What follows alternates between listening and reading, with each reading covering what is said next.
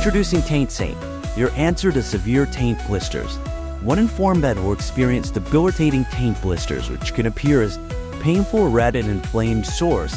Left untreated, some taint blisters can develop tiny eyeballs that only see terrible things, potentially leading to schizophrenia, mania, and even demonic possession. Taint Saint offers fast, effective relief to get you back to your best. Consult your doctor to see if Taint Saint is right for you. Possible side effects include hair loss, kidney failure, bone liquefaction, and in rare cases, schizophrenia. Taint Saint, because you deserve comfort and confidence no matter what.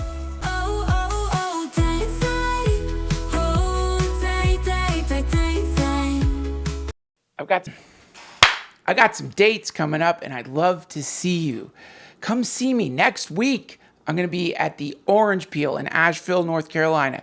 Sweet, sweet, beautiful Asheville, North Carolina. Oh, my darling city in the heart of the Blue Ridge Mountains, where the water flows clean and the Vance Memorial is no more. You can see me in Raleigh after that. I'm going to be at Good Nights Comedy Club Thursday, Friday, Saturday. Then after that, I'm headed to Buffalo. And I'd love to see you there. You can find all my dates there at DuncanTrussell.com. Won't you please come out? Okay, let's do the intro for this podcast. I'm actually redoing it. I did it in Portland, and god damn it, man, this technology that I'm working with here, folks, is impossible. I've got wireless mics. I've got a Lumix S5 II camera, and just, I don't know what I'm doing, basically. And so one problem that you're going to notice with this podcast is it sounds a little weird. I am using this incredible app that you should try. It's called Adobe Podcast, and it uses AI to fix garbage audio. So if the audio that you hear in this podcast sounds warbly at places, if the pitch gets weird, that's because I don't know what I'm doing. And I've got these beautiful wireless mics, and I don't understand how to pair them with the camera in a way that they don't sound like tinny, hissy garbage. So we're going to work on that.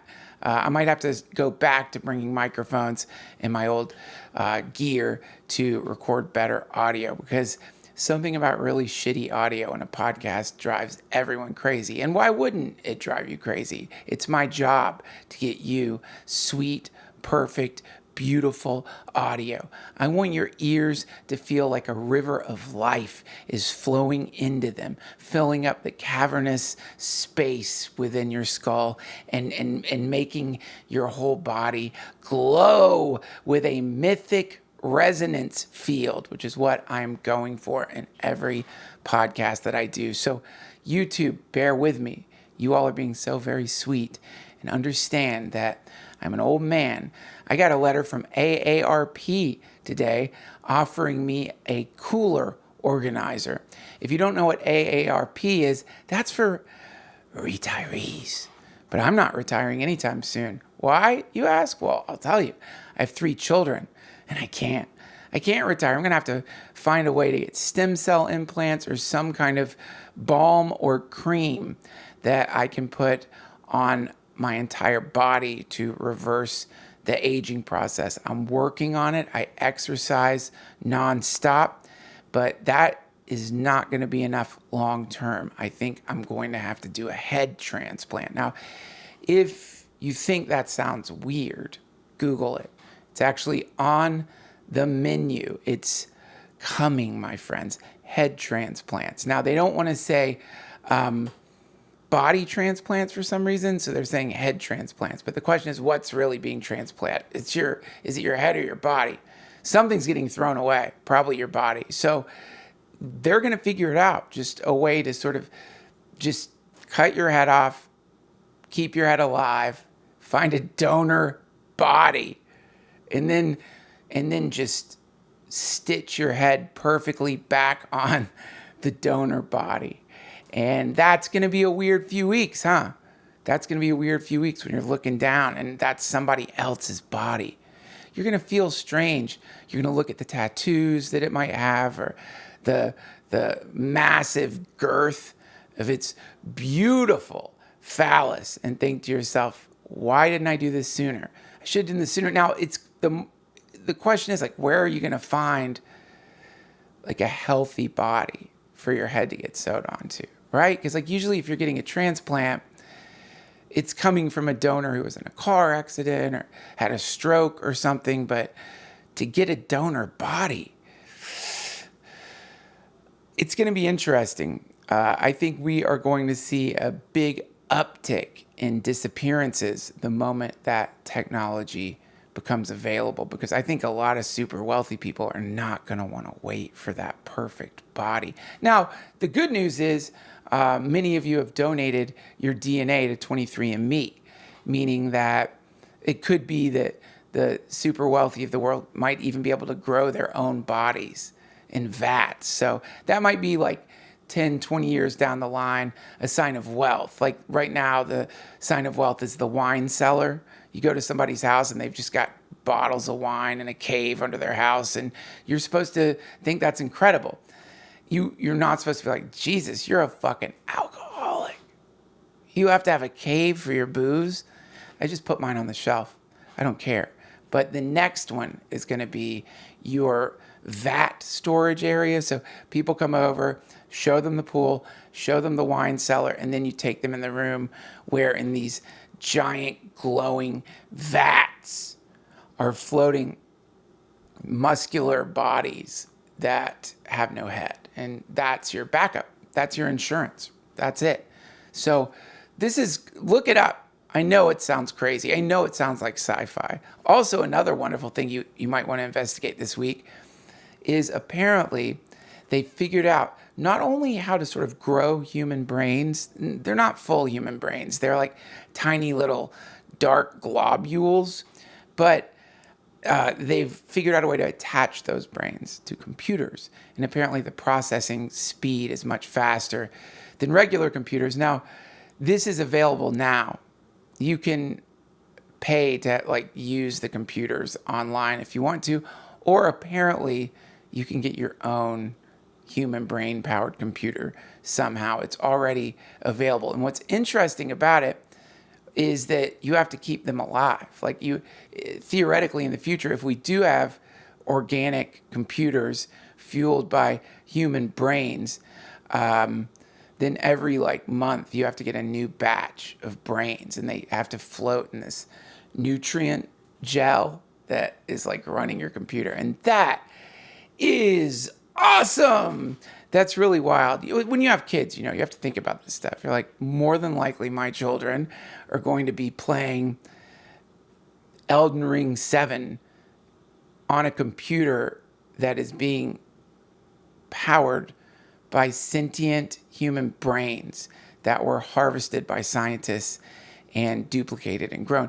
Look, I never did 23andMe. I came very close to doing it, and I don't think 23andMe is using the DNA samples that people send it to grow brains or clones or anything like that. I don't think they're the ones who are going to do that. I think it's in the future whoever buys 23andMe, or maybe they already have deals with people, and they're just going to take your DNA and clone you, and you won't even know it's happening. It might have already happened. Who knows? There might be tiny little versions of you in some underground bunker right now doing deliveries for the reptilians. It could be, but, you know, it's not all bad. We can't get too freaked out about the aesthetics of the future, because then we seem old, right? Like, it's always been like this. There's always been a time in human history where some old geezer is like, I don't want to get on that train. It's too fast for a man. And they used to think that trains could kill people. Like if they went over a certain speed, that it could actually kill people. And, you know, God, imagine when cars started coming around and people were like, I don't want your old noisy buggy rolling around my horse shit streets. I want to ride something that shits. And so, you know, now old people are like, I don't want a to fuel my computer with a potentially sentient human brain that's been harvested from some unknown fetal tissue. That's evil. I mean, come on, guys. We got to loosen up. It's the future. You have to embrace. Oh, I don't want to have my head put on the muscular body of an anonymous donor with a giant cock and just keep my head on my old deceased body. Don't be that guy. You got to embrace it. Get that head sliced off. Get that brain computer. Get a new body and run laughing into the singularity. That's your job, all of our jobs. We can't be freaked out about the future. Oh, I don't want a sex robot that'll do anything I ask it to at any time. I just want to keep having sex with my wife. You don't want to be that person. Embrace the future. Oh, I don't want to be digitally replicated and kept alive forever in a simulator run by people I don't know. Don't be that person. Let yourself be digitally replicated. You'll live forever. You won't know you're living forever, but some part of you will, and that's beautiful. Today's guest is one of my dearest friends, Emil Amos. He has many bands that I love, the Holy Sons, Grails. If you're a fan of then you've seen them live, then you've seen what an incredible drummer he is. He is an amazing person, and he happened to be in Portland while I was there, so he came to the hotel, and we recorded this podcast. Again, I'm very sorry for the garbage audio. I tried to fix it. Just know whatever you're hearing is the best possible version of it that I could create. So here we go. Here's Emil. Don't forget to check out his podcast, Now, everybody, Drifters welcome. Sympathy. DTFH, Emil Amos. You don't understand this? You don't understand Renegade Rogue? I do smoke sometimes, which is really weird because I never did. I mean, You already recorded? Yeah, we're recording. Let me make sure that you just check the levels again. I'm so neurotic, but okay, it's rolling. Did you get your water? I did. I mean, you can feel free to dive right in, and then we can do an intro at the end, or you can do whatever you want. What do you mean? I don't think you're good at this. So. No, I never even know. Like already the video element of it, it changes everything. Like what we just went through, what you have to do for video, and you see these vloggers, and like you think, how could that be hard? And it's so fucking hard. Like it's an extra level, but it's worth it. Action. Welcome to the DTFH, Emil. We're in Portland right now. Is it weird coming back here for you? You lived here for a while. 13 years. That's a long time. Yeah, it's weird. All these compartments that we've talked about before that we've lived in different times and places, they sort of stack up. Yeah. So it used to be that I would think back about like... Keep talking. I'm sorry. Keep talking. I would think back about like us going to college, and at some point that became my memory of being young. Like, and then my memory of being young moved forward because I got older. Right. And so now coming to Portland and those years are now my memories of being young. So I have new sentimental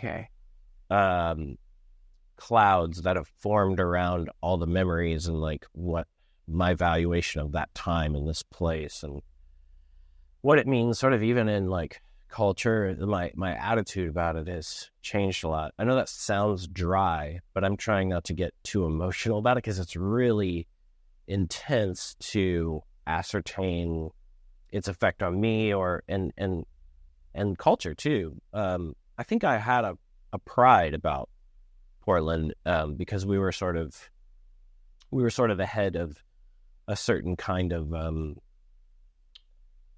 American attitude, right? Like there, and I was proud of it. Yeah. And then that pride, or whatever it was, in the mid 2000s, mellowed as it became a very popular place and changed a lot. Yeah.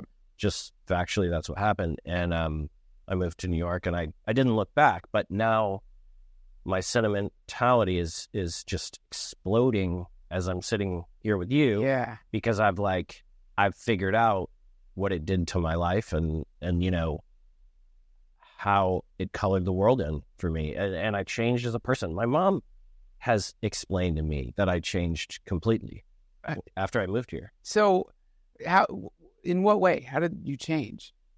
Isn't it interesting though, that fucking idea that you don't know?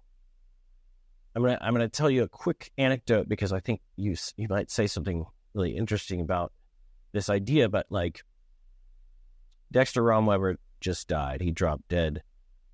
He went to my elementary school. He had a band called Flat Duo Jets. He was Carbro's legend. Okay. Where I was from. I went to his funeral. It was super intense. And this guy got up. I don't even remember who he was. I don't know who he was. And he said he decided to read something from Errol Flynn's biography. It seemed random as hell. And he threw down this quote about Errol Flynn saying, "I have used my body and my life as the ultimate vehicle to pursue the maximum level of hedonism." Wow. It was like the way he said it, I was like, wow, God damn. I mean, those guys, you know, all those like actors like Oliver Reed, they pursued a level of just maintaining just enough strength, you know, to abuse themselves on such an intense, unheralded level. Yeah. No one had ever gone to that frontier of self-abuse. Yeah. You know? And I've totally done that. So I have this blur of the last 2 decades. And I can give shape to it now, sitting here with you, talking about Portland. I can see the patterns. I don't remember a lot of shit. Like, I was hustling. I was getting fucked up. Yeah. So I try to take care of myself now, and I try to, you know, I mean, there's cancer in my family. I think about these things. Everybody's fucking dropping dead. Yes. You know, Albini was a super shocker. Who? Steve Albini. That was just like totally out of nowhere. Yeah.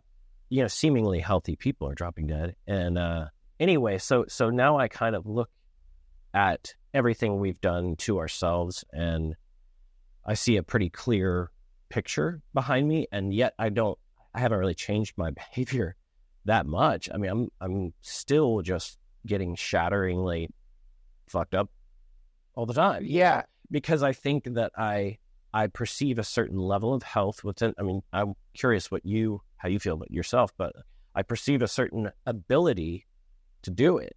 Right. And when you get healthy, you're like, it might be fun to abuse myself.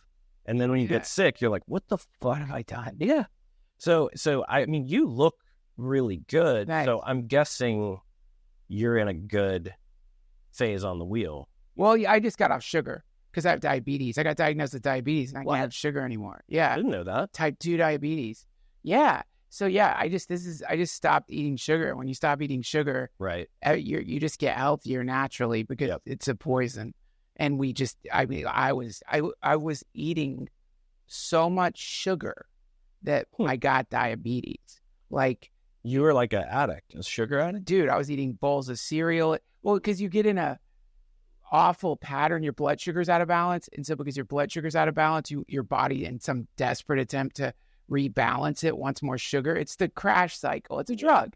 You're going up and then you're crashing and then you want to go back up. You just think you're depressed or you think you're having old age issues or something like that. But your blood sugar's all fucked up. So you're moody, grumpy, wake up in the morning all foggy, all these symptoms I fucking had, which is like, I'm just getting old. I guess that's getting old. No, your fucking blood is like sweet tea. And then once I got off that, my energy levels normalized, and then exercising regularly became like easier. Right. Then when I was just wobbly. Wow. Yeah. But look, I mean, I think that the sort of sacred, profane bifurcation that people draw between the sober life and the hedonistic life is a little ridiculous. And I've met hedonists who seem quite healthy and, most importantly, incredibly happy. Yeah. And so, but then also I've been in phases of my own personal hedonic journey where it's not even fun anymore. So I don't even know if it counts as hedonism anymore, right? Like, isn't some big part of hedonism that it's bringing you pleasure, right? Mm-hmm.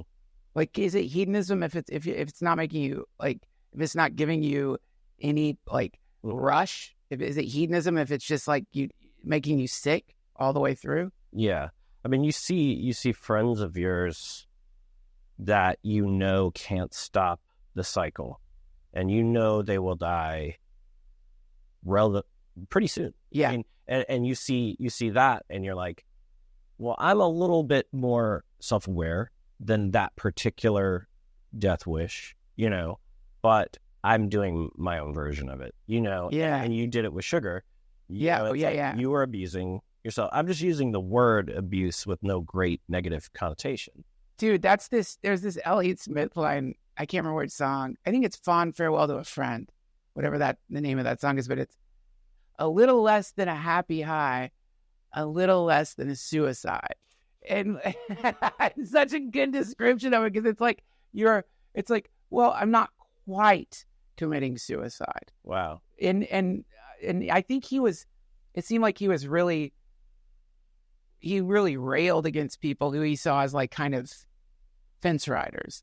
You know what I mean? Like people who are like, it's like, if you're going to go for it, fucking go for it. Stop tricking yourself into thinking that you're, sorry about that. Stop tricking yourself into thinking that you're not killing yourself. Like, so that at least when you're doing it, there's some authenticity and honesty to it. Yeah. I don't know. I've never been like a major Elliott Smith fan. So I don't know if I've decided if he has a wisdom to impart to me about the value of life. I've never decided that. And that's the end of the fucking podcast and a friendship. No. What I'm saying is that my life recently changed because I made the incredible decision to go see Neil Young. Yeah. And that fucking was incredible. What was it like? It blew my mind. And then and I'm changing the subject, I guess, by design, because I know what Neil Young says to me, and I know what he's given me, but I just have never established that relationship with Elliott Smith. I don't. What I'm saying is, because you said it on the last podcast, but I'm saying because he killed himself, he's imparting some sort of judgment call in that lyric to me. He's talking to me about the nature of the value of our lives. Yeah. And I just haven't decided if I trust him. That's all. Oh, I don't. I can remember like that fucking mural, man. That fucking mural in LA of Elliott Smith, and how just always candles, and then inevitable black mass. Someone would come and paint like a dick on it or something, because it's the funniest fucking thing in the world. It's like, here you have this sacred altar to Elliott Smith, and then what's funnier than painting a dick and balls on it? But I did see one thing on it I think sums up not just Elliott Smith. Like, there's so many, like, I think he's in a family of artists and musicians, of like Burroughs, that have found a way to bring out the beauty within self-destruction, and that's true. And that you definitely shouldn't trust anyone who's doing that, because it's, as far as I'm concerned, fundamentally inaccurate based on my own real experiences with self. In other words, it's like, so you wake up, but you've only slept an hour. You've been doing, I don't know, rails of ketamine all fucking night. You've been drinking. You've been smoking. You have massive sleep deprivation, and then you do more ketamine, and then you go throw up.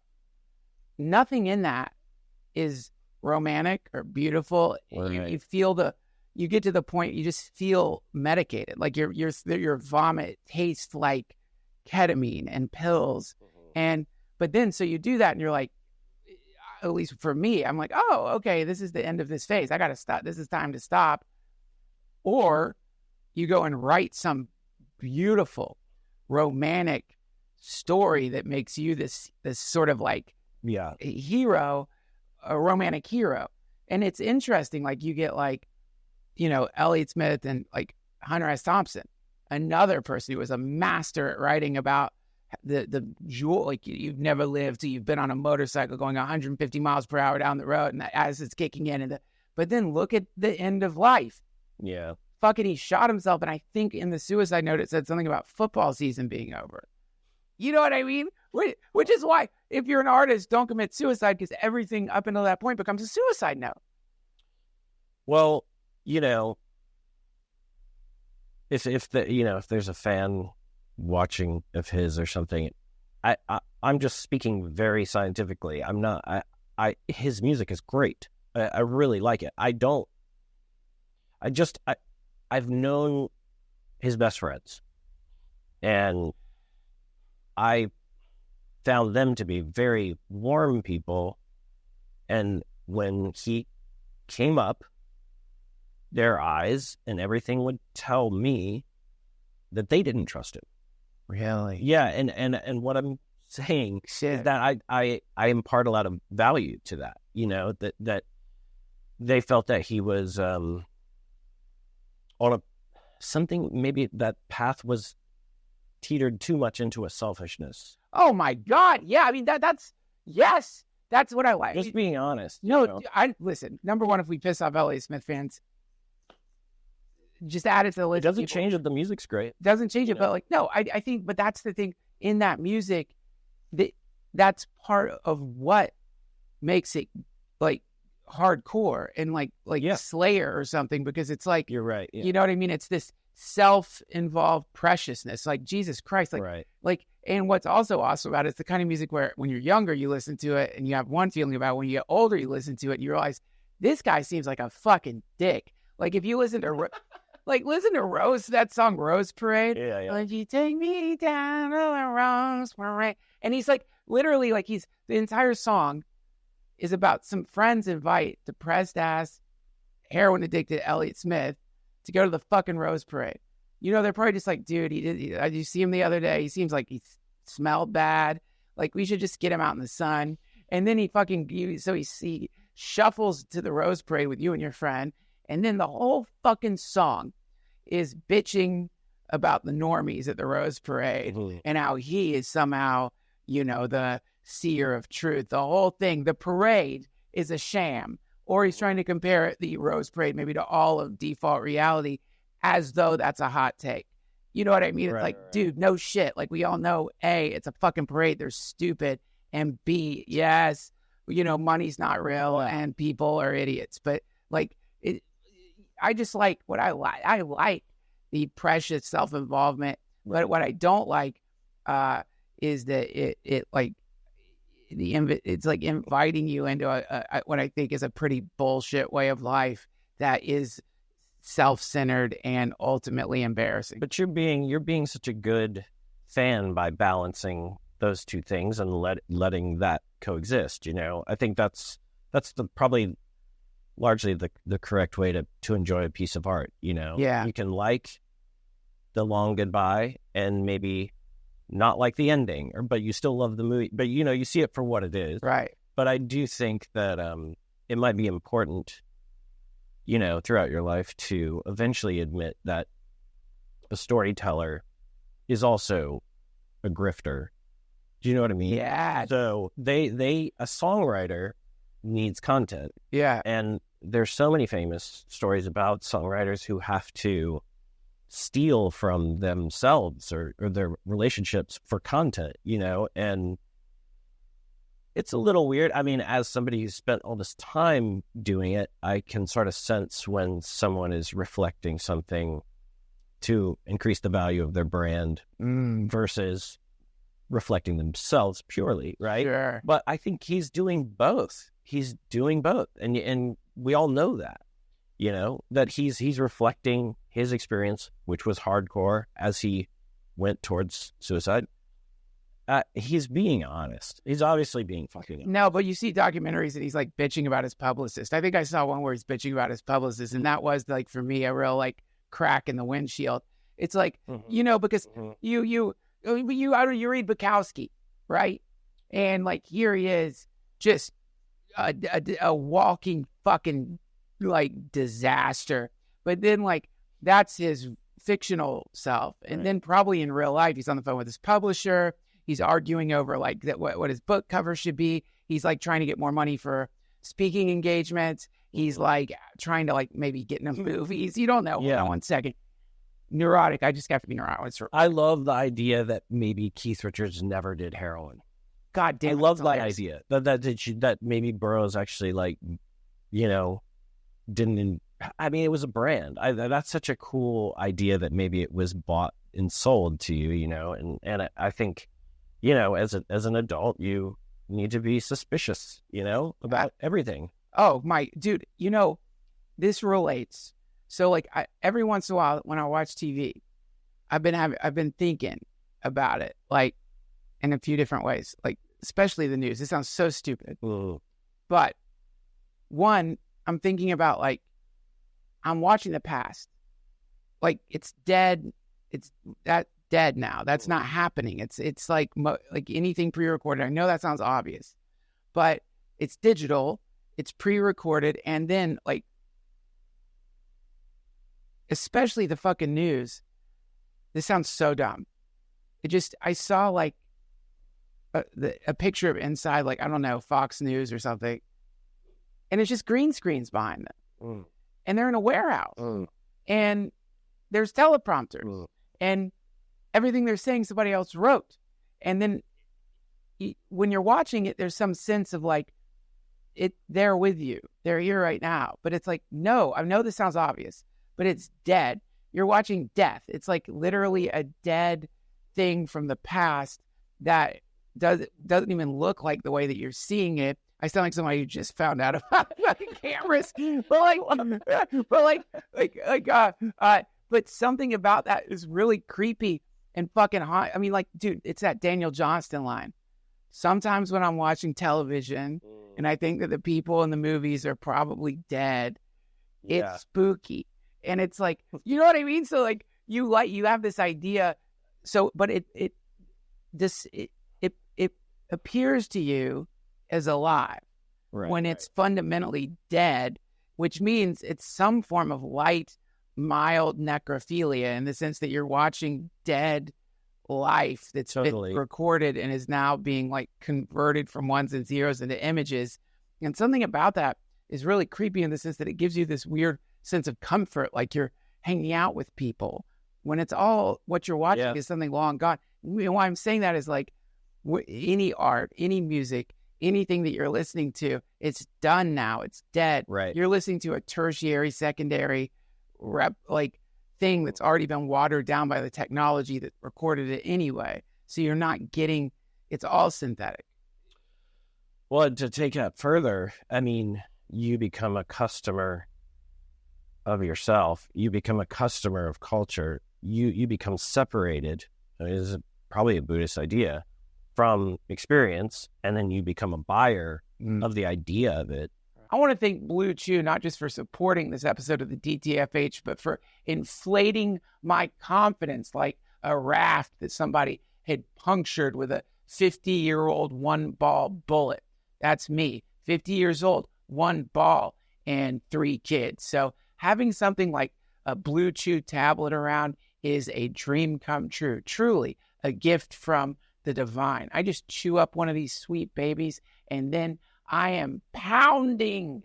I am in the rhythm of life, humping and humping like I was back in college. Thank God. Oh, thank you, BLUECHEW. You see, BLUECHEW tablets have the same active ingredient as Levitra, Viagra, or Cialis, and they're easy to get. You just talk to one of their licensed physicians, and then they will send you these miraculous tablets in a discreet package, which means you don't have to go to the pharmacy. It's the height of convenience, and that's what you deserve. And your partners and lovers deserve you at maximum confidence. An erotic Superman riding them like a stallion down some sexual beach.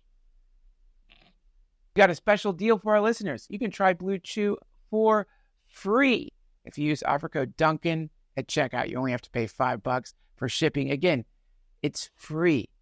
$5 shipping. All you have to do is use offer code Duncan at checkout, and they will send you this incredible blaster for free. It's just $5 shipping. Try it out, guys. You'll be so glad you did. Thank you, Blue Chew. And every time you watch, I was just recording a podcast the other day because I have a new season I'm about to announce in it. Cool. I was telling a story about watching Deliverance super high, and I got creeped out viscerally by the idea that I was getting off on watching them go through such a discomfort, like levels of like being chased and shot, falling off the waterfalls, all that stuff. Yeah.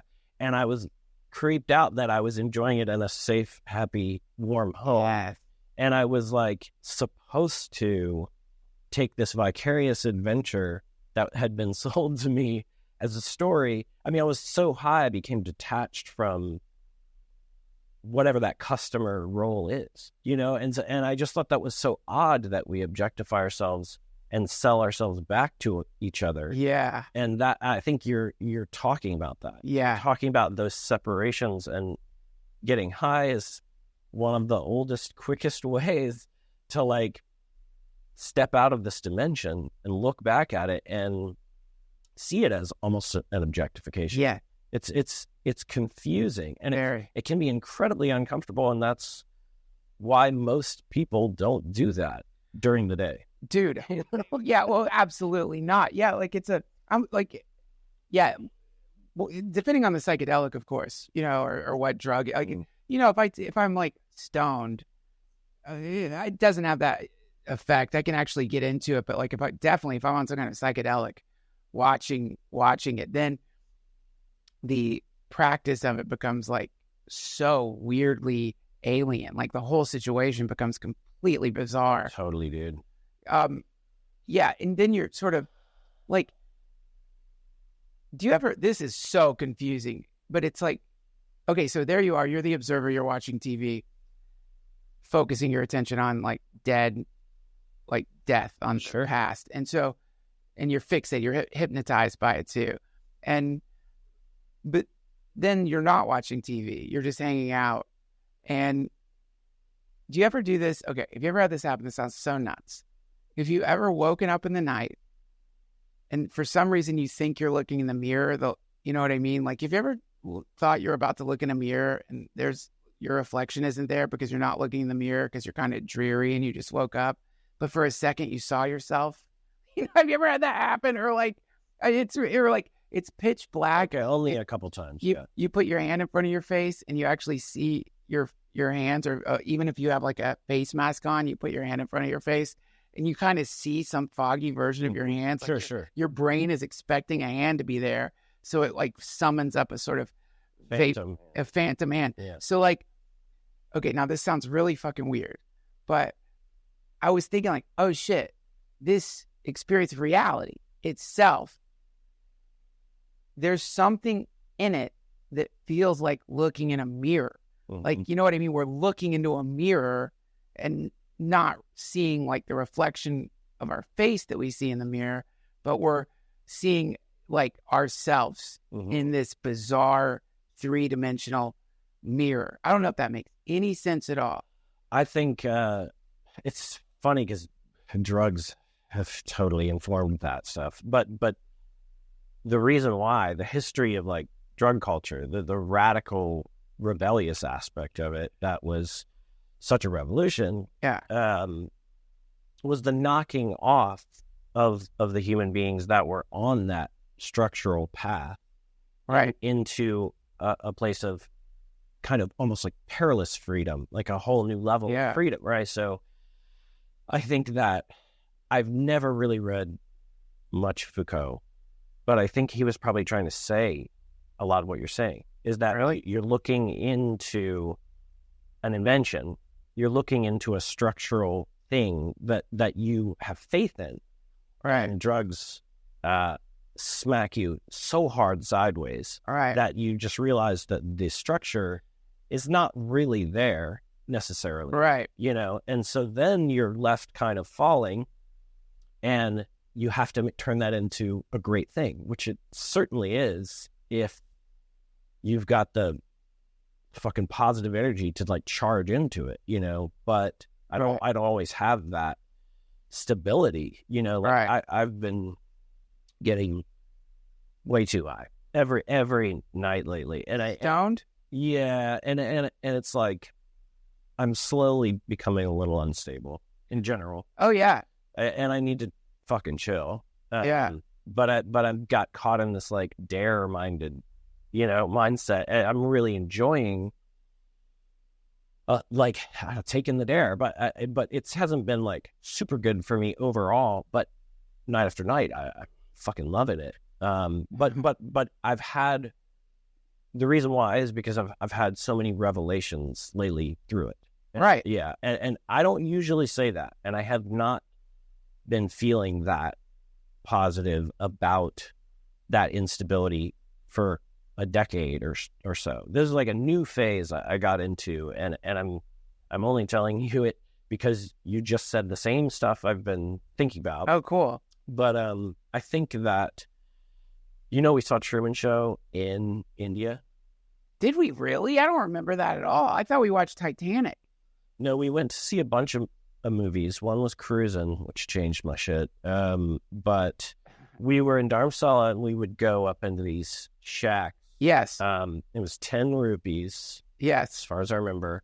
And you would huddle down through the door and get in there. It'd be these benches. Yeah.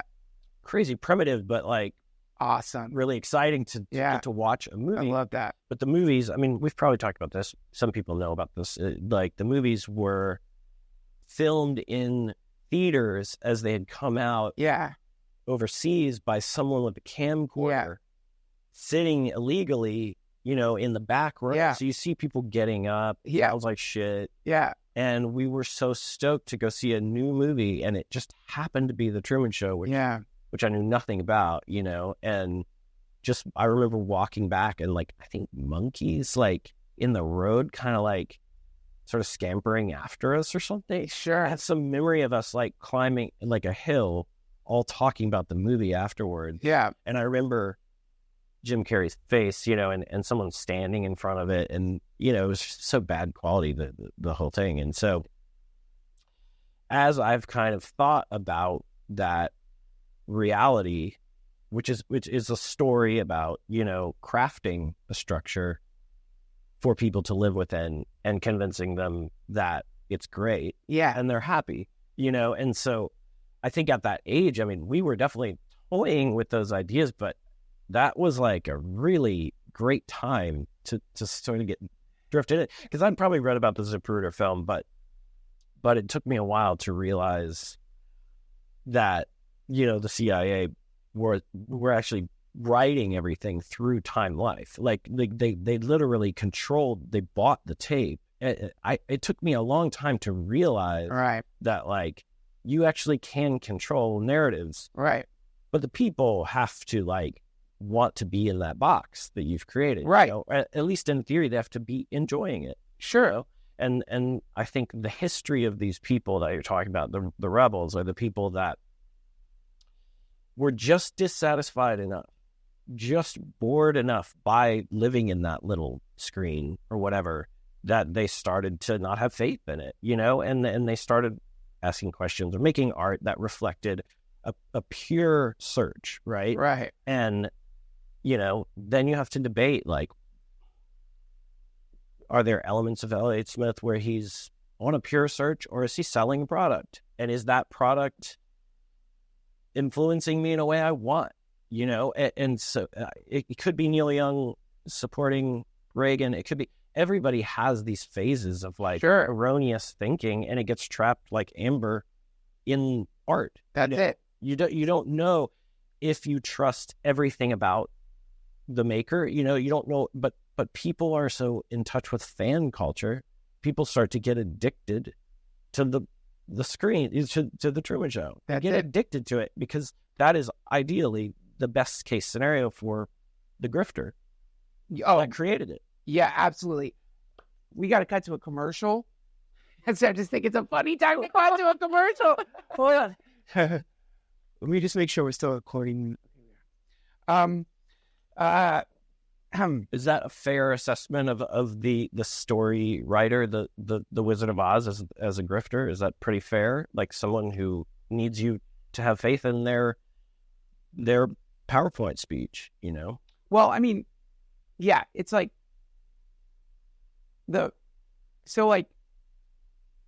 if we get into this idea, it's a mirror.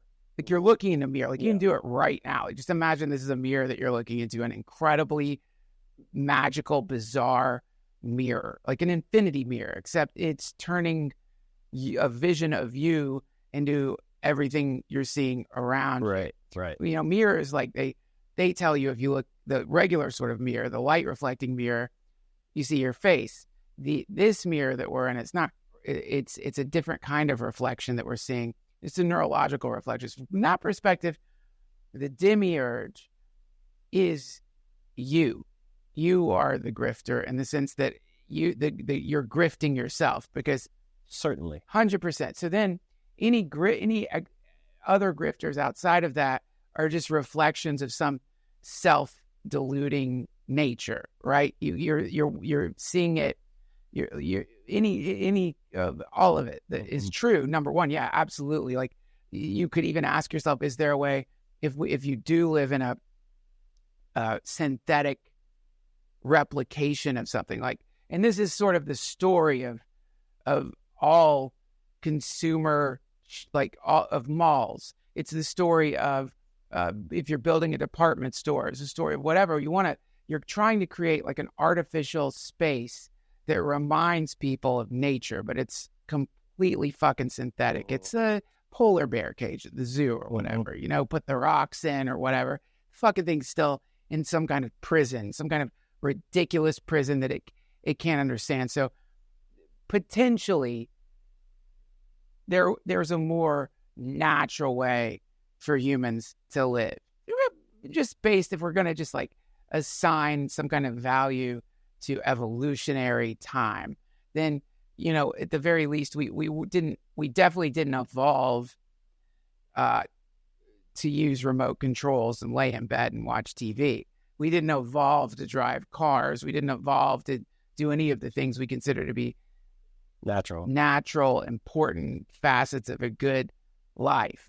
So, meaning that we're in some kind of replication of something that's warped a little bit, because it's been warped towards comfort standards or something. Like we used to sleep on the fucking ground. We would get like grass and to try to make soft beds to lay upon. We would sleep with our children. Our children wouldn't be put in another room. We would, all that stuff. So whatever that time was for most of us is like hell now. Like if any of us had to go and experience that, we would be so miserable. We wouldn't be able to sleep. We'd be uncomfortable. But so yeah, the grift, so to speak, or the idea that we are in a synthetic, manipulative universe that is innately deceptive, that is geared towards grifting in the sense of any fucking commercial you watch is a grift. Yeah. It's varying degrees of grift, but it's still a grift.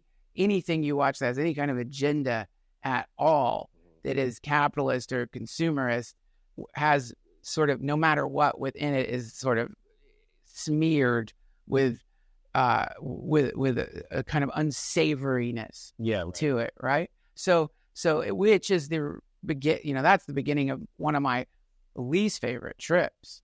One of my least favorite bad trips is where you start thinking, oh, this is hell. Oh my God, of course. Like, if you're in hell and you know you're in hell and you're burning in fire, you're going to get used to that. Right. And you're going to adapt, and you're going to, like, you're going to make it work. So how do you adapt and get used to the flames of hell? You start hallucinating. You start imagining it's not hell, and then you in in the existential agony, you construct a reality around you, and you just, out of this some deep desperation and some kind of disassociation that would only be possible in an eternal life, you disassociate to the point of inventing a reality and a universe and a story about how you came to the universe and how the universe is. But anything around you that you're seeing is just your own hell state projected into other human forms, and anyone around you is a demon, and everyone around you is trying to keep you in the hallucinatory state of believing that any of this stuff is real, because the alternative is so much more horrible, which is if you start catching on the Truman Show, it's a set, none of this is real, then you'll be right back in primary hell, ordinary hell. You'll be right back in just a never-ending existential stuckness, a consciousness that can't differentiate. And if it does differentiate, it does it as a form of escape or something. Anyway, this is the trip where you start thinking either your friends are cops or demons or whatever, or trying to kill you. That's what I mean when I'm saying about I've become a little unstable lately. You know, like you're reading about Sid Barrett and Nick Drake, and suddenly you realize, like, oh, it's just like, it's a couple more steps and I will be giving my guitar away to the milkman and doing all those things. Right. You know, imagining all sorts of things, which creates this modern paradigm you just described is creating a very slippery slope for some of us who have trouble navigating that much freedom, you know, been introduced to it. They've had a peak experience with freedom. Yeah. And they are starting to believe whatever they want. Right. Do you know what I mean? Oh, sure. And that's dangerous, you know? This is all somewhat, there's a lot of great metaphors in what we're talking about. And maybe some people won't identify with the language of like, well, I'm not living in hell, you know, or whatever. Yeah. But just a couple weeks ago, I was horribly high. I mean, it was not a good place I was in. Yeah, are you doing edibles? That particular night, I hit my friend's bong way too hard a few times. Yeah. Maybe with a type of weed I didn't, you know, usually smoke. And in order to come down, you know, because I needed to look at something else and not myself in the mirror or whatever. Yeah. I was feeling very uncomfortable. And so we decided, I had suggested before I got there that we watch the entire film Logan's Run. This is like probably one of my favorite movies. Yes. It had been a while since I'd seen it, so I wasn't sure how it was going to play to my friends. You know, it's awkward moment where you're not sure if, you know, you vouched for something they really want to see. Yeah. But the only reason I wanted to watch it was because of the key scene. And the key scene is what you've been describing. So basically they are living inside a biosphere. Yes. It's the exact same thing you're talking about. Yeah. A controlled environment. Yes. There are rules, and there are runners that, you know, are trying to get out of the structure. Yeah. Right?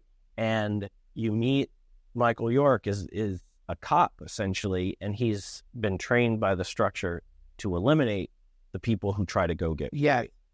And he has been trained to believe that that's a righteous, not even a righteous duty, but an expected consequence of normal life. You know?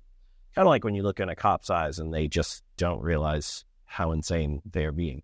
But so it's like, so he like, I know what you mean. I mean, you know, when they're talking down to you. Sure, I know what you mean. Yeah. And so I have enough of those, you know, the stern father look. Yes. You know, and like my reaction is like, why are you trying to pretend like you care about me? You know, I'm so confused by it. Right. Anyway, so they're inside the biosphere. He eventually kind of gets into he's introduced to the idea that maybe there is a free world or there is something outside. He doesn't really care what it is. He's just realizing he's been duped and he's been grifted by the powerful grifter in the shadows or whatever. And so he's like, I got to go see what this place is.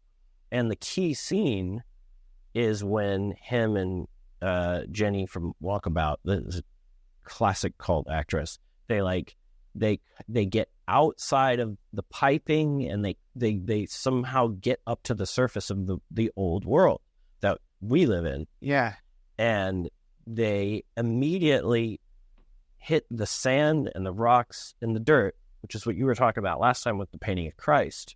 Oh, yeah. They immediately touch the elements and feel the elements for the first time in their life outside of the construction. And they're so confused and uncomfortable. That's the key scene.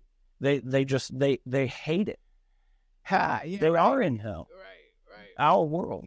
Right. Because they have never been introduced to just naturalism. Yeah. You said where we came from. Yeah. And so that moment of them having to navigate freedom is uncomfortable, which is an existentialist pillar. Yeah. So they guide you to it, but you can watch the movie and never notice that moment. It's not really a thing. Right. It's just part of the narrative. Yeah. Well, like that fucking moment where they kind of realize what the elements are is such a beautiful metaphor. You know, and I don't find that metaphor in most things I'm watching, you know. No, usually like the general, it seems like if there is, and it's all a real, like it's all beautiful from this perspective. I mean, that's the other thing is like within deception, this is like the idea I just keep going back to lately is like that concept of samsara and nirvana being intertwined. So they're mixed together, meaning totally. Like wherever there is the demiurge or the grifter, mixed into that is freedom. Mm-hmm. The two, one depends on the other. Like without pure awareness, there could be no grift, because something has to be fully aware of the grift. Or it's another way to put it is confusion is a condition of enlightenment, meaning that if you are profoundly confused, how do you know that you're confused? Yeah. And what part of you knows that you're confused? And how? And if you connect to that part of you, you realize, oh, the part of me that knows I'm confused is not confused at all. It's completely clear, luminous, completely aware of my own confusion. But because I'm fixating on the confused state, or the Truman Show state, or the set dressing, I have become, and I've gone into a despair state, because because if you've really like managed to forget the awareness field, right? Yeah. Then you're in hell, because there's no way out. Which is why they always talk about hell being like the situation of being completely disconnected from God, or however you want to put it. In this case, the awareness field, right? So like the grifter, like no awareness, no grifter, no good, no bad. No, these are the fundamental. This is the ones and zeros of reality itself. But we all get caught up in the grift, or the deception, or the everything's hell. And then you think everything's hell, you're going to panic, or you go nihilistic quite often. Like you just become a fucking nihilist, and which happened to Jim Carrey, maybe because of the Truman Show. I don't know if you've seen interviews with him, but he went hardcore nihilist. None of this means anything.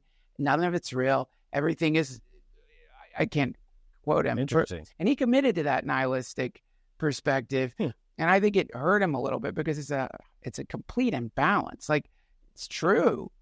All the descriptions, everything he's saying are true, but only true about the results of awareness. Only true of somewhere in there you miss the awareness part, which is neutral, not like it's neutral in the most beautiful way. That's true freedom, if you ask me.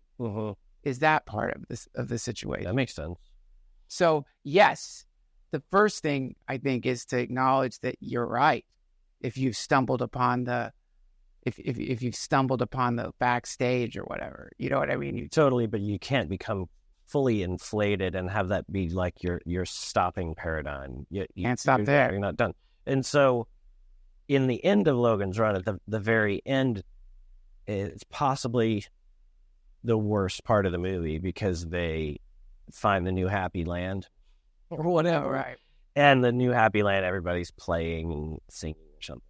I mean, that's not really accurate. But so maybe you rewind the tape and maybe freedom is a window in between the two structures, right? And we all are trying to kind of like balance in there, but some people get trapped in believing they've discovered the true structure, right? And I there's something in what we're saying that I'm pretty sure is not offensive to anyone, but have you seen the footage where Elliott Smith is playing the song about, like, she's singing Kathy's Clown or something, and he just stops, and he's so upset, and I'm describing it because I mean I've been in that. I just came from lunch. Somebody was telling me that I walked out of a show once or something that I didn't remember, but he stops and he's sneering. He's so fucking upset. Yeah. And he's like, I'm not going to play this song. I don't need to play this song. I've played this song hundreds of times. And he just gets irate, like he works himself up into, I mean, I know that state of mind, and it sucks. Oh my God. Yeah. But as you're watching it, of course, you're objectifying this person who's entertaining you. Yeah. And you're like, you could have just finished. In your mind, you're like, you could have just finished it and went the fuck home. Yeah. And, hated the people that you were working with, whatever, just the same. Yeah. But I mean, he just stops. I mean, then that's part of the hardcore element. He's like, I don't want to lie in this moment. And I'm not willing to do this. Yeah. But there's something interesting about that character that, like, I think he sort of rejected, he made his piece of art, he made his brand, and then he rejected it on some levels. I think he became very depressed by that logical conclusion of his statement. And I think you can see it in his eyes when they say, a lot of people say you sound, you're kind of hearkening back to Simon and Garfunkel. And he's like, I'm nothing like them. I have nothing to do with that. I'm a punk. They are not. The people think I sound like that. I don't sound like that at all. Oh, and you can see the inflation of somebody who's like, kind of like you said with the Rose Parade. You can see there's like a moment where he's like, I'm not like them. I'm possibly of a better breed, blah, blah, blah. And, I'm older now, so it's like, it's taken me a long time to realize Paul Simon is a fucking genius. Right. You got mad. You were compared to like one of the greatest. Will you chill the fuck out? Yeah. Like, just chill out. I mean, whatever, I respect the guy, but I just think there was, you can see in that glint, you can see a halting, that rage halts your brain from moving forward. And what happens to a person that gets halted in that? They might kill themselves. Right. And that's what happened. Wow, dude. That's so funny. Yeah. You get a glimpse, you just get a glimpse of the, like, ring of power. You know what I mean? You get a glimpse of, like, anytime any of the characters hold the ring, and for a second they're like, oh, I could breathe. Yeah. It's messianic. It's like, what are you looking for here, man? Like, something in him wants to be better than everybody. Something in him. I mean, sometimes when I love, like, when I let that part of myself, the never enough part of myself. Right. So when I, like, am brave enough to ask it, like, what do you want? Yeah. And then the response is like, whoa, like, you want Game of Thrones, you want to be on a fucking, you know what I mean? Like, it will never be fulfilled because it's not enough to get to go around, make people laugh, and have a podcast, is it? You want total control. You want total fucking control of the atomic structure of the universe. You want to recreate the universe. You want to take the universe like it's potter's clay and just redo the fucking thing, or you want to add, you want to fix the universe that you're a part of, and it's in that is a general idea that the universe isn't quite good enough for you because you're trying to fix it as it is. You're like, this isn't right. we've got to work on this fucking thing. We've got to establish some kind of new method of democracy, voting, humanism, establish a new philosophy, come up with some kind of new synthesis of Buddhism, and then natural, whatever the fuck it is. And it's like, it is intolerable for that part of me to just to be like, no, this is okay. Like, this is fine right now. Like, actually, including your insane, like, megalomaniacal, messianic, weird, like, completely insecure and hyper selfish, the opposite of altruistic itch that is disguising itself as something that's benevolent. You know, it's like, you know what I mean? Like, it hates that. That part, the part of me that wants to watch the news, and the part of me that wants to be entertained, and the part of me that wants to find some new hedonic avenue in modern society, it doesn't want to be fulfilled, because the fulfillment would eradicate the necessity of these distractions. And the distractions are so fucking fun, and they hurt. We're addicted, Yeah. I mean, I'm gonna try not to apologize for the Elliott Smith take and stuff, because I know the feeling that he's going through, because I go there all the time with my own bitterness, and in no way am I like past that point. You know, I feel the glint in his eye, that angry, bitter thing. That's one of my favorite feelings. You know, I do that once a day, I'm sure, and I think that there's probably a reason why bitterness feels bad. Yeah. So, like, what's the logical conclusion there? It's like, maybe go the other way. You know what I mean? Like, don't celebrate it. Dude, you know what else feels bad? When you look in the mirror and you're like, you look like shit, dude. Yeah. So when you're bitter, you're looking into the mirror of reality. You're doing the same fucking thing, but you don't realize it's your reflection. It probably feels bad because you're raking your own claws against your back and pretending you're not. You're cutting yourself because the whole thing, like all of it, the grift, the hypnotic, like swirling, never-ending vortex of bullshit that I feel that a lot of people like think of as like, this is great. You know what I mean? That's you too, but it's not all of you. Yeah. I mean, it's samsara. This is why the idea is to get to actually stop the loop. The idea is to stop the loop, to get out. And they really mean that too. And a lot of people hate that. They hate that because, like, when they hear the idea is not to keep doing it in different ways. The idea is not to go to Happy Land that Logan ended up at. And that's the other thing. It's like, if you did have the control, total control, and you did reassimilate the universe into what you would consider to be a more pleasing, equitable reality for all living beings, how long before you're like, oh yeah, this has gone to shit now, I'm gonna have to reassimilate this whole fucking not thing. Even a week. I mean, in Happy Land, a couple of days in Happy Land. First time you go to the porta potties, you're like, oh Jesus Christ, they have a sanitation problem in Happy Land.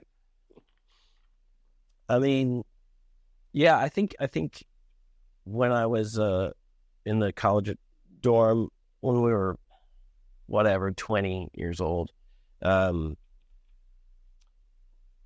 if I had the time to record a song and I I had a new one, whatever, every day, and I didn't have to eat, like, essentially, because I think the idea, the excitement of the idea was so. And thank you, Rocket Money, for supporting this episode of the DTFH. Do you have unwanted subscriptions? I know I do. So many. Impossible numbers of unwanted subscriptions that point to a real problem I have with impulse control. Because if I see a cool app, I'm just going to subscribe to it. I'm going to do that dumb thing where you do the free trial, but they know when you do the free trial that you're going to forget to unsubscribe. And that's exactly what I do. Not only do I forget to unsubscribe, I forget what I subscribed to. And then out of the blue, huge, precious chunks of dough get sucked out of my bank account like a vampire bat. It landed on my children's necks and was sucking away their lifeblood, these subscriptions. They're ruining my children's future.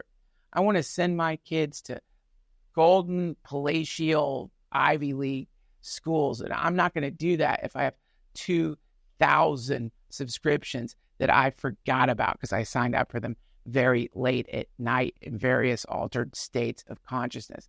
Rocket Money does it all for you. It scans your subscriptions. It will unsubscribe for you. And also, if you just want a great finance app, it's wonderful. It shows you how much you spend every month, helps you set up a budget. I use it, and I love it, and I think you will love it too. It's time for you to pry the vampire bats off of your neck or your family's neck or your dog's neck or anyone who could benefit from you having a little bit of extra money to buy them gifts or paintings or presents or sweaters. Pry off the bat. Go to rocketmoney.com right now and liberate yourself from those parasitic subscriptions that are slowly destroying your life and potentially driving you mad. Thank you, Rocket Money. Intoxicating that, and that's the window of freedom in between the old structure and the new one you're about to make. Yeah, that's gonna feel like you have to move beyond that once it's done. Yeah, you know, that little window was so nourishing. I don't know what a better word is, but like I could subside. I could be in that. Yes, I didn't have to eat, and then probably because I was starving. And then like chords were tripping me and I was, like having trouble with them accidentally recording, or I would work myself into kind of like a semi-rage. And then those recordings are eccentric because I'm starving and freaking out, but like in a Nietzschean way, I was like so excited by the idea. Yeah. And so I can kind of see a parallel with everybody trying to become God, or wanting to be the ultimate grifter or grift their reality. Yeah. Because I'm so excited in that phase where you see the void and then you put structure into it. Yeah. God creating the world. Yeah. But you only have your window of that feeling, which I'm sure people get addicted to, and then become sad. Yeah. Because they're not in the window an hour later. Yeah, but I would try to stay in that place, and I didn't need anything else. That's why my door was locked, and you wanted to go drink a beer in a tree. It's very frustrating, and you couldn't get me out of that fucking dorm room. But like I see all this stuff much clearer now because I'm just old enough, and I can kind of see the hedonism for what it was, and I can't say I regret anything. I mean, I'm functioning. Everything's okay, but yeah, I see the window of freedom for what it is, and I try to pursue it daily still, but I see it in perspective, and then I'm also a bitter, angry person a lot of the time, Oh yeah, I mean, you just gotta. That's just there. The bitter, angry thing. Oh my God, it's like this is in the interest of being honest, it just seems like that's the balance you're talking about too, is like it just fully admitting like how childish I will be at times. God. It's unreal. It's unreal. Like, and it's repulsive. Yeah. Well, it's like you know why it's repulsive? It's repulsive, I think, because I mean, this is like, I was just yapping about this in the last podcast. Sorry. So this is the Buddhist idea of kleshas, obscurations. So basically that sort of awareness field or whatever you want to call it. I think in theistic religions, you would call it the soul or the Atman or the whatever name you want to give for it. But in this case, that's a sort of luminous clarity. And so the kleshas would be the lampshade over that luminous clarity, meaning that in the samsara nirvana intertwined notion would be that the vividness of the anger and the bitterness is a result. It's very similar to when the eclipse happens in full totality, that beautiful light that springs around the moon. It's so vivid and simultaneously so fucking dark at the same time. Well, that vivid quality of anger and bitterness, that has wrapped up in it fundamental goodness. And so the reason there's a frustrating sense to it is because it's there because of your awareness field. Yeah. The awareness field is giving it its life and vividness. It's like in the same way the sun is, the photons reflect off of things and give it some form. Right. You know what I mean? But no one's seeing the photons, they're seeing the form. They are seeing that your brain's assimilating the way the light is going into your optic nerve. But so similarly, the bitterness and the anger and all of the negative emotions, these are obscurations. These are kleshas that are actually pointing you in the direction of enlightenment. And so it's very frustrating in the sense that the two go hand in hand and are interdependent, meaning that one needs the other. You need the bitterness and the anger, and it's wonderful. And in an awful kind of way. It's just when you think that's all there is, that it gets bad. When you become fully fixated on that level of identity, because all this other shit's happening simultaneously. I mean, it sounds so dumb and an oversimplification of what you're talking about.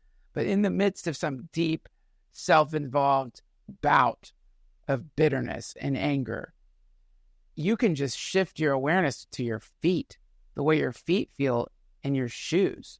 And it's really funny because, like, that's what you'll start feeling. Or you just shift it to, like, your breath, or you shift it to the thought patterns, or wherever, and you realize, oh, fuck, the awareness thing, it's just getting tangled.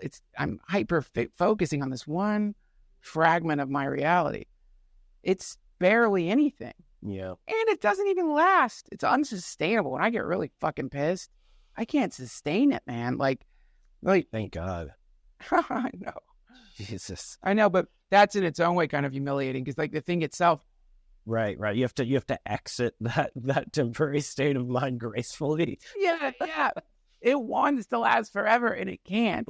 So, so in just the quality of its impermanence, it negates itself in the sense it's like, I mean, yeah, okay, you're fucking bitter and angry right now. It's like, Ram Dass would say, like, there's two ways to talk about it. Like, you could go, I'm so depressed. I don't think I'm going to get out of this. Or you can go, this is an amazing depression. Like, wow, look at this depression. Like, because the two are fucking intertwined. That's what's beautiful about it. Like, anytime you're feeling like shit, what's so funny about it is that is being suspended in pure, perfect, absolute clarity and freedom. Or you just wouldn't even know you're feeling like shit. You'd be a rock. You'd be a non-sentient rock. Just like the pure mind engine that is behind your absolute most terrifying nightmares. Like, just the structural ability of that movie-making machine that creates that for you is proof, that it can do anything. And take you anywhere just to completely torture you. I mean, it can do anything it wants to do. Well, I mean, it's like, this is one of my least favorite things, dude. I'm walking down the street and you see some thin, frail motherfucker with a giant German fucking shepherd on a leash.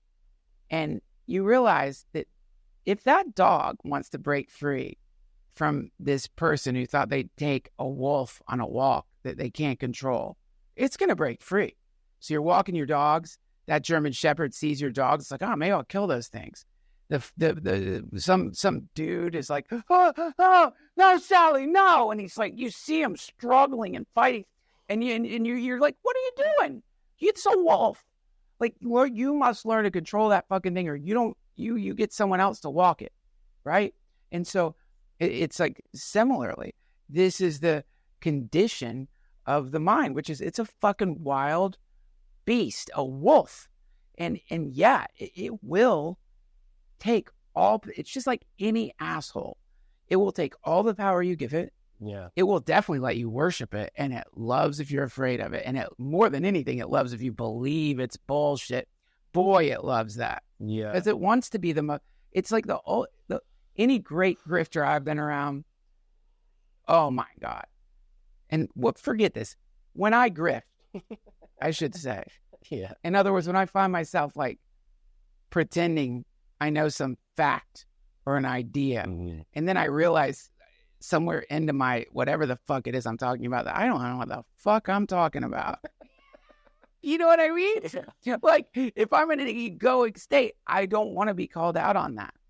You know, Yeah. I want the people around me to actually, even though somewhere in me I'm realizing, oh, dude, this might not be right at all. The ego part of me wants people to believe it because that's the quality of this nature of consciousness.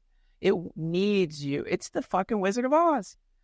To pay no attention to the man behind the curtain. Yeah. It needs you to worship it, to believe it, to live under it instead of recognize, oh, you're like a particulate of dust. Knowing that it is a liar, you know, that the mind is fully a dangerous tool, you know, would be a really powerful, beautiful, positive realization if you can kind of cancel out some of its kind of erroneous flights that it's taking. I have this new horrible problem where I've loved flying my whole life. Mm-hmm. I've been into it historically. Yeah. Enjoyed it. Thought of most of my best ideas on fucking planes. And I have a brand new, like, super death-oriented plane anxiety. And it's so bad. And I have broken out of the seat on the past 3 flights and had to run to the front and like have the stewardesses like try to calm me down. Wow. It fucking sucks. Dude. Wow. And now let me ask, are you stoned on the plane? Are you getting high and going on a plane? No. I was kind of wondering if I need to take drugs or something, but I've been worked into a psychological rut. You know, it's very unfortunate. It has to do with the feeling I can't breathe and I'm gonna die. Yeah. And because it's physical, like you know, our bodies as they age, there's something about the sensation of being hot, like that. If I can't breathe, my dad had it too. In the Marines, he was an underwater demolitionist in Rangers, and he fell asleep one time, lack of oxygen, trapped in a submarine. Jesus. He was in a submarine, and his last memory, he was in a compartment. They lost all oxygen, and he just saw 2 of his platoon buddies punching each other in the face, and he fell asleep, like about to die. And he said it developed PTSD, you know, and I have the same exact coffin feeling that I go through. But my point is that everything you just suggested, and about being trapped inside a nightmare or whatever, if I could not get inflated by this erroneous idea that I'm going to die, which is obviously not true on the plane. Yeah. When I can't breathe for 5 minutes before they turn the air on. I mean, that would be my best friend. That would be my best, you know, my mind would be my friend. But I've become somewhat unstable because of abusing drugs and shit that dude, I've been there. I know exactly where you're at. When I went through my big weed phase, oh my God. I can remember panic attacks and stuff. Oh, dude, it gives anxiety disorder. I mean, the problem with Dr. Chu is telling me that. So with chronic, unmitigated, hardcore cannabis consumption, I'm talking like probably like what you're doing. Like, I'm super fucking curious where you're going. Okay, so here's the problem. Well, number one, this level of weed has never existed. Like this is a genetic mutate. This shit is like not the weed our parents smoked, number one. 2, so what it does over time is, and this is like, actually, you hear this in a lot of different like shamanic, when plant medicine circles, they talk about how the plant will dominate your ass if you don't control it. So you have to have a relationship with the plant, a respectful relationship with the plant, or whatever it may be, tobacco, whatever the fucking thing is, it will become your master. Totally. Whatever that thing is begins to control you. And so with weed, I remember it starts off like now, if I smoke weed, I get this nice, warm, happy kind of buzz. It feels good. I want to fucking eat, and it's nice, and it's like the thing. I fall asleep, and it's like, oh, but that's just because I don't do it all the time. But when I went through my weed phase, I remember the realization of every time I do this, and then I liked it. The shadows, the darkness, the satanic universe, the infernal qualities of the darkened weed universe. And then like, and yet the vividness and the beauty of it too. There's some incredible beauty to it. But yeah, I could just remember like, it's the most beautiful day in LA. And I can't remember what it was. Someone walked around a corner and I'm like, oh, Jesus fucking Christ. Yeah. You know what I mean? Because I had weed anxiety, weed paranoia, chronic weed use. And then so Dr. Drew said that what happens is, so people start going into that place. It's no longer serving. It's not doing anything but scaring the fuck out of you. It's like going back into this haunted house over and over again, getting scared by the same fucking ghost over and over again. And you start getting sleep debt because you can't sleep. Like insomnia goes along with it. And so then they get on benzos, and that's usually that's where you start like getting hooked on benzos. So the weed, to mitigate the anxiety, you start taking benzos instead of just taking a weed break, which the beauty of the weed break is that in a month, you can go back to your best friend again.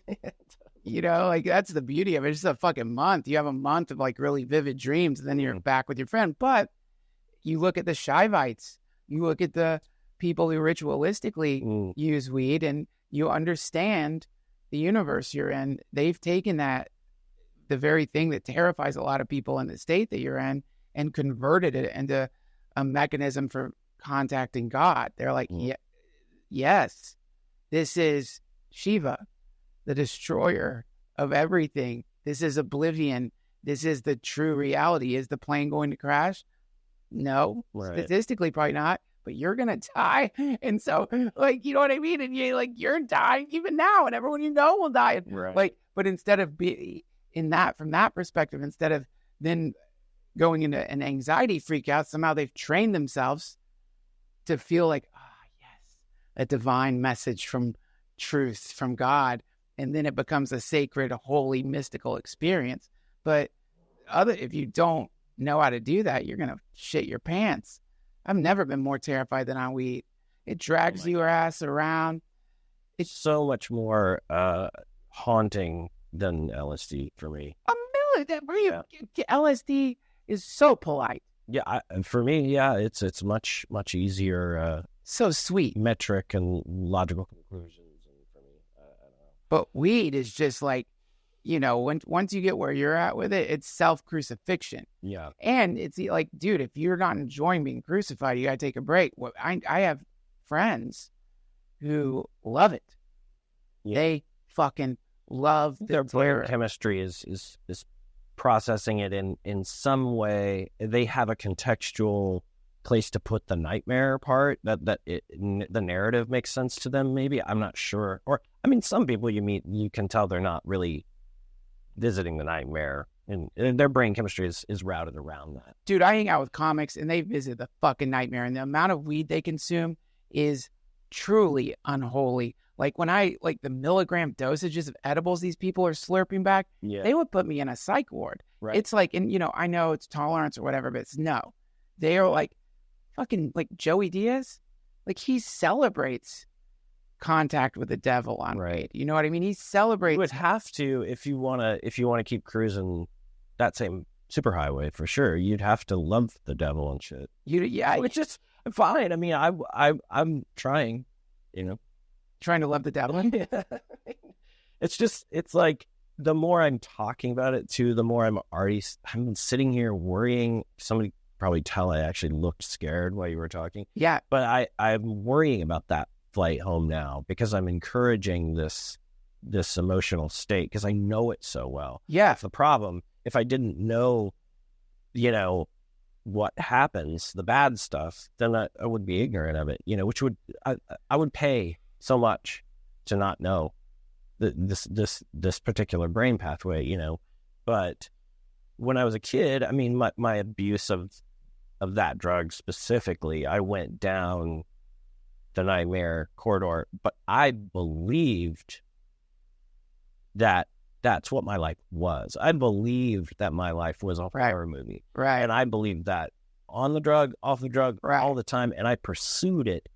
I was certainly, I was seduced towards the blackest, most dark state of mind. 'Cause I loved it. Yeah. But it was not fun at all. No. I hated it, but so I'm a completely different person now. I'm pursuing that outside of the biosphere freedom window. Yeah. But with I'm not trying to, kill myself. Dude, it's so, I'm listening to, again, Ram Dass, Experiments in Truth. He's so fucking honest, man. And he's talking about all the fucking drugs. He didn't just have acid when he was in India giving it to people. He had like psychiatric meds to like deal with his mind because he was saying he'd been smoking too much hash and was having like real intense paranoid episodes from smoking too much hash. And he had like a whole like pharmacy of various psychiatric meds to mitigate the paranoia and the anxiety. That's what all those dudes did. All the Sam Peckinpahs. They just had like an entire, like a whole encyclopedia of drugs. Yeah, them all the time. That they were all just popping fucking like they were just always in this constant balancing act, trying to like, okay, I need Librium. I think that's what he said he was taking is like Librium or something to deal with a hash mania, and he has mental illness in his family too, man. So like, this is these days, I'm glad you're talking about it because I think a lot of people are feeling that. I think so. And like, it's good that you're being so honest about it. I have had the plane anxiety you're talking about, but the only reason I've had it is from eating edibles and going on a plane and then sitting there, and I've had the exact thing that you're talking about. Do you remember like actually ascertaining that you can't get out the door? That's what gets me. And not fucking knowing what the fuck you're going to do. I know now when you see all those videos of like a woman bashing people with a purse and stuff, what was going on? It's claustrophobia. Totally. Yeah, I mean, they just can't, they don't have any narrative for it and they're just losing it. Dude, I literally had that thought because I'm sitting on the plane. It's about to take off. And so I go into the place you're talking about. And the first thought is, seatbelt feels a little tight. And then like, I just start thinking like, wait, I have to go up in the air with this plane now. Like I can't get out for 6 hours. I can't say no anymore. And then what really starts freaking me out is I'm beginning to like experience the edge of losing control or something. There you go. I start thinking, now I kind of want to start screaming. Yeah. And if I start screaming, someone will definitely pull their phone out and film me just howling on a plane. That's the part that really bothers me. Is like, oh shit, I'm gonna be the next guy. Oh my god, who's in the news? It's like, because I just read about it. They had to divert a flight because some naked Australian started running up and down the aisle, and it's like he's in the state you're talking about, just pure panic. Hold on 1 second. Yeah, when I warn the stewardesses, they always take me so seriously, and it calms me down because they don't want me to turn into that guy, for sure. Well, look, here's the thing. I don't know how much time we have on this thing. Here's the thing. All of this shit, the mind stuff, is very real. So to discount it in some kind of spiritual bypass way only helps it more, because now you're just trying to repress it or shove it down. Right. So it's very real. And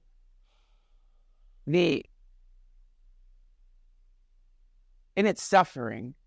It's a form of suffering. And the general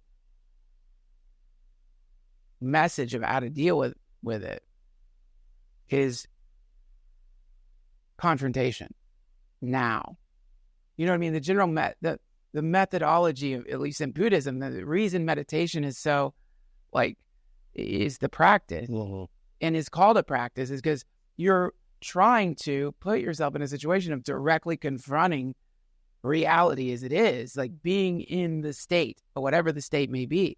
Like, instead of trying to evade the state, make it better, get out of it, the idea would be to fully feel it.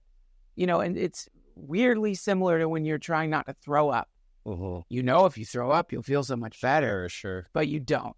And so for a while, you just go through this woozy, hellish thing of like, and then finally, you just go to the toilet, you barf the poison out, and then you feel a little better because you got it out of your system. But the puking sucks because you're out of control and you can't breathe, and vomit is bursting out of your mouth and nose and it stinks and it's horrible and embarrassing. But all of these fear situations, anytime I'm like, it's really almost disappointing. It's like, sometimes I will get very sentimental. Like, before I go on the road, I will think, I don't want to leave my family. My kids are growing up. They need more time with me, but really I need more time with them. And then I'll feel my heart break. And then I'll try to evade it. But the moment I'm like, okay, let's feel this all the way, instead of trying to evade it. Here we go. Come on, heartbreak. Let me just feel the crushing blow of the reality of impermanence and age. And I'm leaving my kids and my family for a while. And then it's like,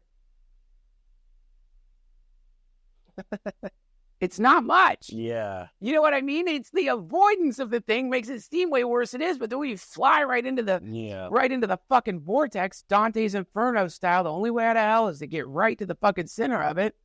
You pull the curtain fucking back. You were like, okay, fine. I'm going to feel my grief. It's like almost sad how light it is. It isn't a sledgehammer. It's the avoidance of the confrontation that is making it seem so awful. Yeah. I mean, I don't know how that translates to plane anxiety, but I'm trying to find a way. Well, just death, right? You're just going, I guess the plane's going to fucking blow up. Yeah. I guess this will be it. That's what I do when I'm getting plane anxiety. I haven't screamed, or anything like that, because it's just so clear it'll get nothing done. And that's part of the torture, you're like, nothing can be done. But I'm going to have to meditate on this fucking red eye, miserable red eye. When you go on a plane, if you're freaking out, the best thing that you can do is get up, go to the restroom, and drink your own piss.